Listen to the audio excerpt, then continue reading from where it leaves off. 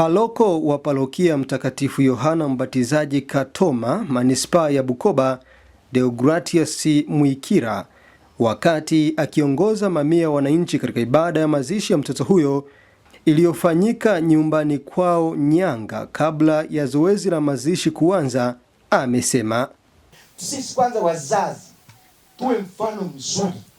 Watoto wakiangalia maadili yetu waweze kutuiga wazazi kwa maadili mema. Kwa mfano mtoto kutenda kitendo kama hicho cha kumchoma mtoto mwingine, kumuua, hayatakuwepo katika jamii. Tunajipatia watoto. Baada ya hapo hatubebi jukumu la ulezi. Kwa hiyo niwaombe sana hiyo na lenyewe tuliache, badala yake tuzingatie malezi na makuzi ya watoto wetu. Baadhi ya waombolezaji waliofika katika mazishi ya mtoto Elivila Eliudi wameiomba serikali kuchunguza kwa kina tukio hilo ili haki ya mtoto huyo ipatikane.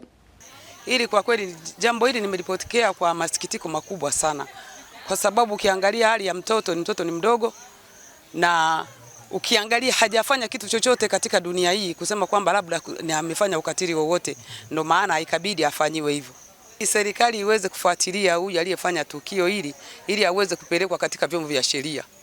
Kwa kweli tukio hili nimelipokea kwa masikitiko sana, maana mtoto huyu alikuwa ni malaika, kiumbe cha Mungu akijue kitu. Kwa kweli ninaiasa serikali, hasa Mama Samia, angalie kitu hiki, maana huyu mtoto ni malaika wa Mungu. Yaani tumepokea kwa masikitiko sana, kwa sababu ni kitendo cha unyama, kitendo cha ukatili.